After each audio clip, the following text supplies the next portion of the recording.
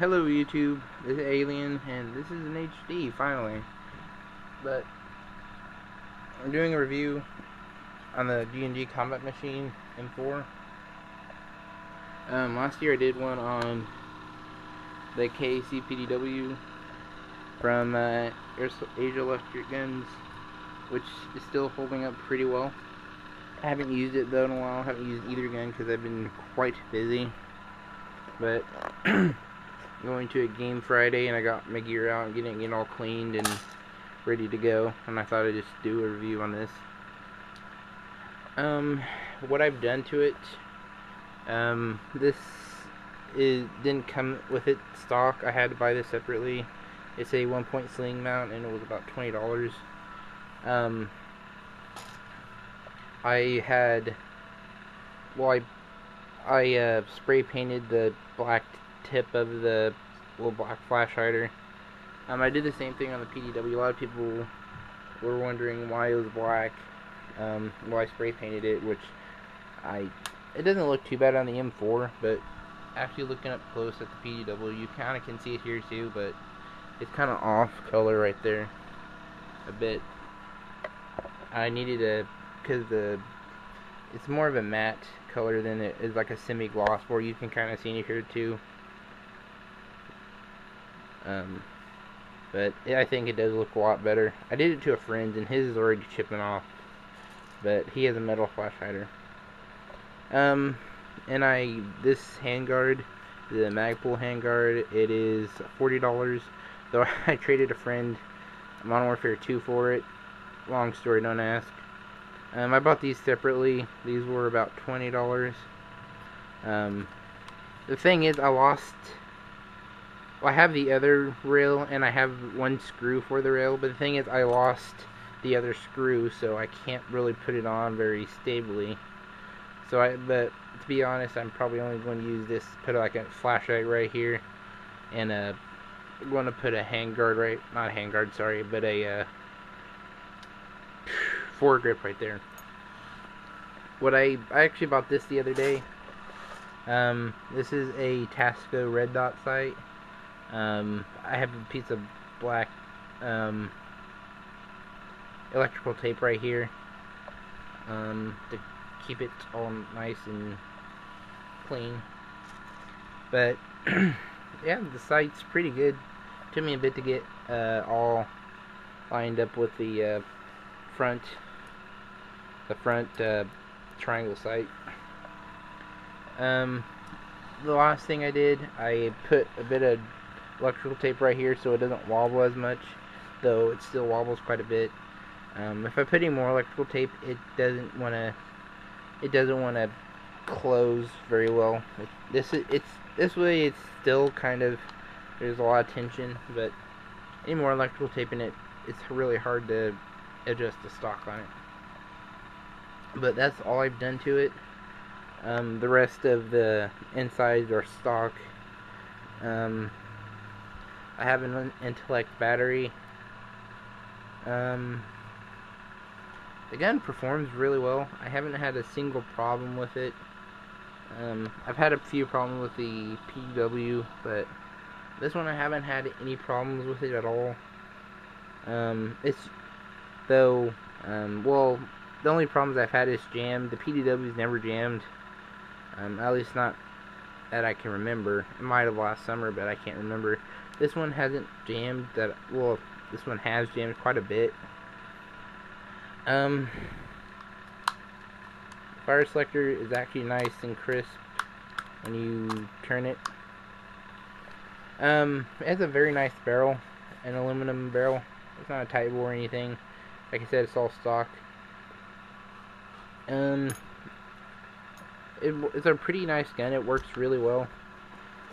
It came with one of the D&D, I guess it should be a super high cap, because it's like 320 rounds, which is quite a bit more than like the standard, which I think is like 200 and something. But I do plan on adding some more things to it, like a different trigger guard, a lot more like the one I have on my PDW, which came stock. Um, I also plan on getting an MOE stock. I really like the way it looks. I might get an MOE little foregrip, but I don't know. I might just get like a standard one like I have on the PDW. I may get a metal body, though I'm very highly doubting it because I do like the body it comes with. It's a really, really sturdy plastic.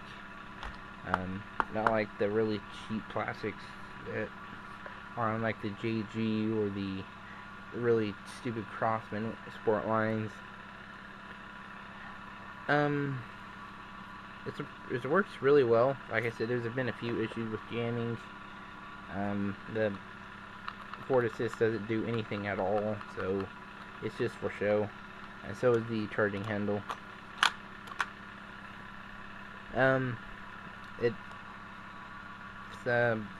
The gearbox is pretty good.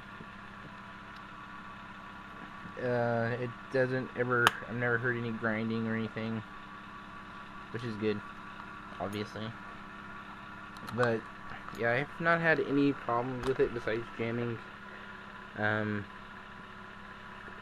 Well, I guess you kind of could, the installation of this, I did a video on how to put it on. It took me forever to figure out how to put it on, but once I figured it out, it's really easy to get on and off.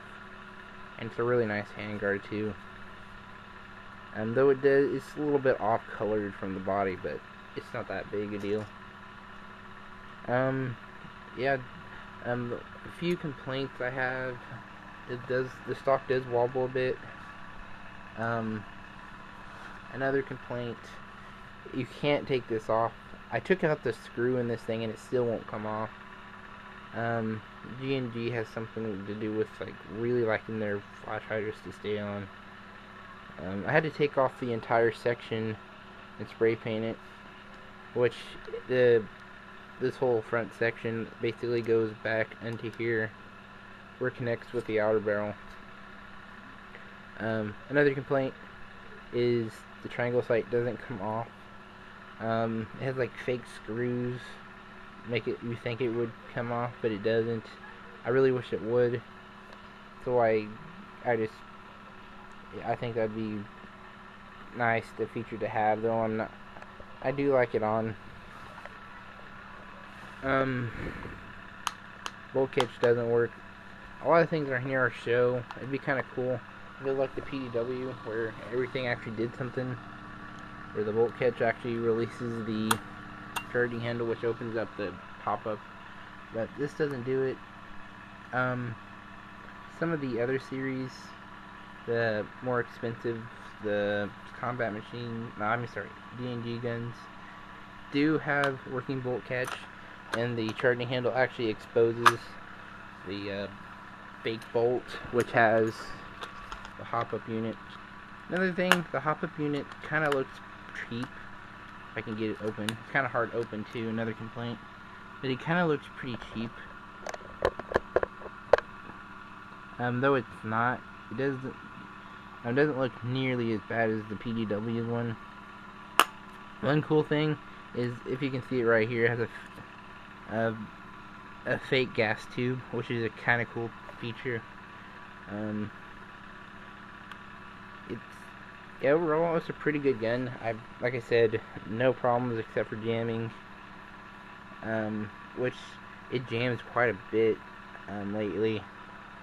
Though I just cleaned out the barrel very thoroughly, and that might help it a bit. But it's a overall really good gun. A bit heavy, but I mean it's not. It doesn't have anything on the PDW when it comes to weight. PDW's a heavy little beast. But overall, a really good gun. You can't really go wrong getting this. But I took off the.